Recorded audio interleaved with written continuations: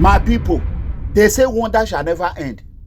First time in history, in the history of Edo State, a governor of a state, Governor Godwin Obaseki, came to the public not to allege his deputy. He accused him of carrying out a coup against him. Haba, my brother, not be say he come allege, say he they suspect. He directly accused his deputy governor, Right Honorable Philip Shaibu. He say he carry out a coup. Hi, can Obaseki defend this? How will you, my people, not be me talk, I'm gonna watch this video. To say the deputy governor had become so desperate to take over that he would do anything, including carrying out a coup against his governor. Let me go back to the main issue, what really happened and created this problem. I proclaimed the House of Assembly. He was in Abuja. Before he left, I called the chairman. The chairman is here. I said, look, I want nominations for commissioners. What we normally do, we will sit down, about 5 of us, looking at the list, local government and local government, what have been submitted. Asked the chairman. That morning, I called him for the meeting. What did he say? He said he will not attend. That is why Isako does not have commissioner. He said he will not attend. I said, okay, well, let us go ahead. I will still give him that respect for us to consider when he's ready. He then went to Abuja. What struck me, and I've never said this to anybody, is that after I proclaimed the House of Assembly, we're now going to elect officers to the House of Assembly. He was in Abuja. He came back that day. I am the chief security officer of the state. I get any information I need. But I have that responsibility to keep quiet and use the information properly. My deputy called a leader in APC, telling that leader that during the elections the next day of the leadership, particular speaker of the House of Assembly, that he has 5 members who are loyal to him, and that he would like the 7 members of APC to work with the 5 members of PDP to produce a speaker. This information will still be corroborated by somebody else.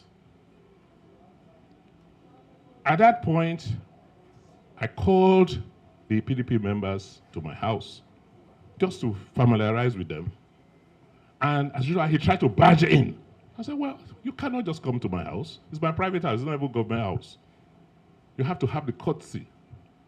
But now, it is my prerogative whether I want you to come in or not. After I heard what he had done, I said, you can't come into our meeting. We met, agreed. The next day, we went to the House of Assembly. He went there, and we did what we did. As far as I'm concerned,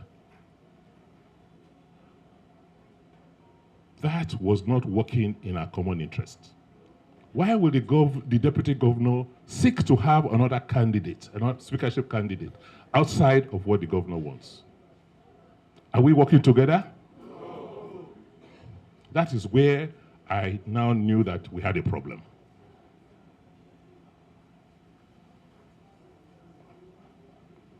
To say the deputy governor had become so desperate to take over that he would do anything, including carrying out a coup against his governor.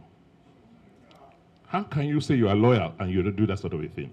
What was kind of disturbing was the excuses he gave in his petition. This is a matter before the courts. I don't want to talk much about it. How can somebody swear to an affidavit, right? A public officer, with information that is patently wrong and false, that we stopped him from coming into ESCO. Meanwhile, you attended that ESCO and you signed. So after this one, Senator Comrade Adamale Oshiomhole can come and talk him. And those people come, they twist and go right, go left. Make una listen. All I can say is that regardless of party divide, it is my wish for Edo to be governed in peace and harmony, because the supra party to which we all belong to is the Federal Republic of Nigeria. The political parties, even the rate of Kampi and the Kampi shows that the only that is constant is Nigeria, not the political parties. To that extent, as someone who have had the rare privilege of being the chief steward at Osadebe Avenue, it's my wish that this government and even future government, regardless of the political platform, govern in peace and help to that we have peace and harmony. But what I read, if it is I was referring to about somebody going to court to complain about, quote, suspicion about being impeached, I don't know how courts adjudicate over suspicion. Maybe I'm a very poor legal student. I don't know about that. But let me say this. To say that somebody wants to run to APC is not a rehabilitation center. I can tell you that for free. We in APC, we are satisfied the way we are. We are happy in opposition. And we are not about to receive people who are coming because they have lost out. No IDP cap in APC. So my advice is those who are having challenges should learn to respect their bosses. And many of you will attest to this, and that is what gives me joy.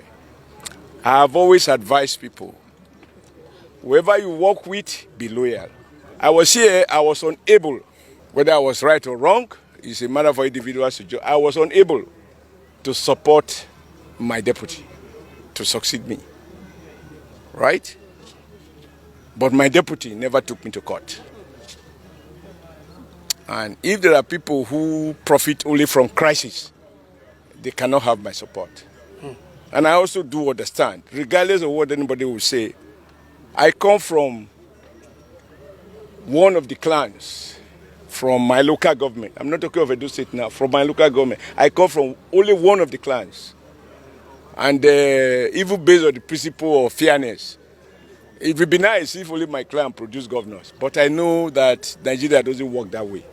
There are those sentiments that people feel at this level of development that things should go around. But I pray that God is able to help for us to all have peace. I don't wish it of anybody. God has been faithful to me. I didn't know how I could become a governor. And I didn't know how I could become a chairman. I also didn't know how I was removed as chairman. And now I don't know how God made me a senator. We had some city governors fail to make the same election. With beavers that doesn't allow you to cheat and to post figures that you didn't earn. So I've learned to trust God, to take control. And we must pray according to the Bible. We must pray for our leaders. Regardless of what you think, we are joined by God to pray for our leaders. So in a moment like this, all of you and all of us should pray for the governor of our state so that he will govern us well for the benefit of all. That's all I can say. Share.